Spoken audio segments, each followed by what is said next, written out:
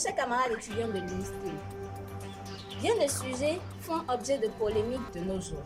Conscient de cela, la FEUIA a décidé de recueillir l'avis de quelques étudiants par rapport à cela.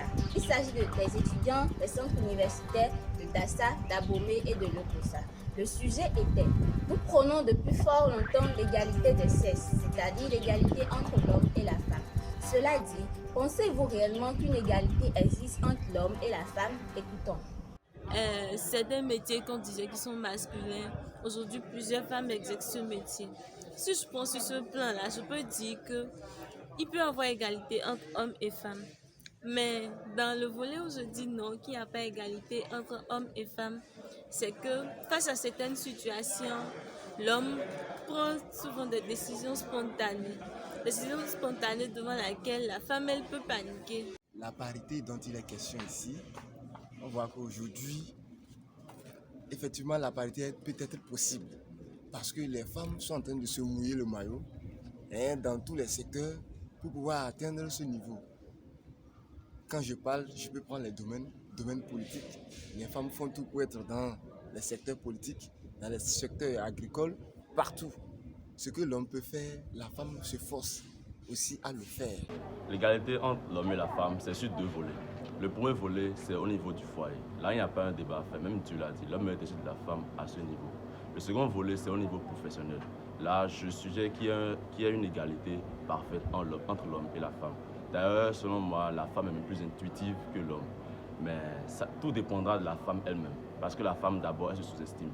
Donc si les femmes veulent qu'il y ait une égalité entre hommes et femmes, tout dépendra d'elle. Je pense que l'homme et la femme ne sont pas égaux.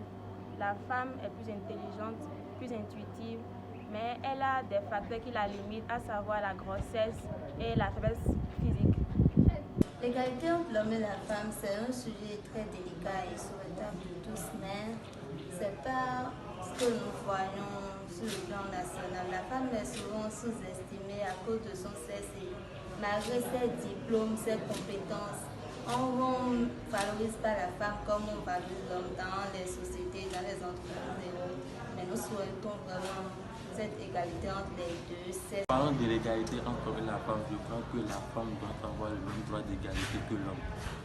C'est la belle preuve. Voyons avant, dans les histoires politiques, il n'y avait pas les femmes ne se donnaient pas à la vie politique avant. Mais aujourd'hui, nous voyons des femmes comme Marie-Elisabeth Rosine Sougoué.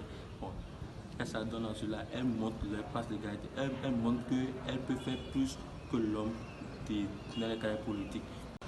Et sur le sujet de l'égalité entre l'homme et la femme, je pense que, aussi bien que l'homme, la femme a le droit d'être insérée dans la société et de ne pas être primée compte tenu de son sexe. Les femmes ont les mêmes qualités sur le plan intellectuel, voire plus que certains hommes. Donc je pense qu'elles ont le droit d'être vues comme les hommes et d'avoir les mêmes droits. Je voudrais commencer par dire que cette façon de voir l'égalité entre l'homme et la femme me paraît comme une mauvaise conception des choses.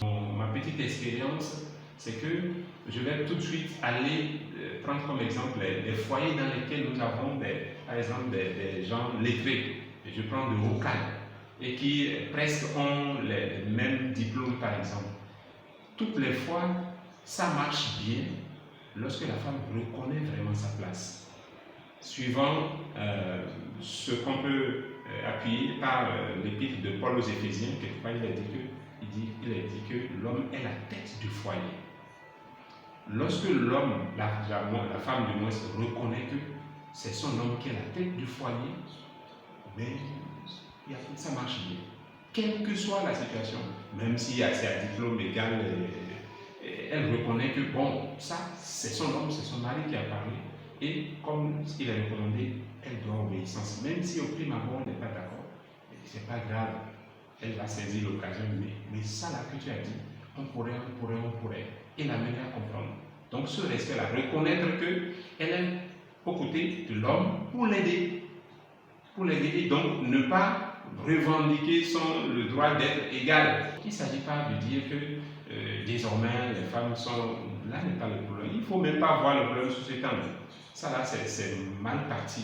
Bon, évidemment c'est lorsque c'est dans la société que les gens prônent ces choses. Et ça amène beaucoup de difficultés. Je pense qu'il faut plutôt voir la place de l'homme, la place de la femme aux côtés de l'homme comme une aide pour compléter, pour permettre à l'homme de grandir. On ne saurait faire de bonnes œuvres dans la vie, dans la société, que lorsqu'on est épaulé par une épouse, une femme bien. C'est la fin de ce reportage. Cela dit, vous avez constaté avec moi que les avis sont partagés par rapport au sujet. Et vous, qu'en pensez-vous?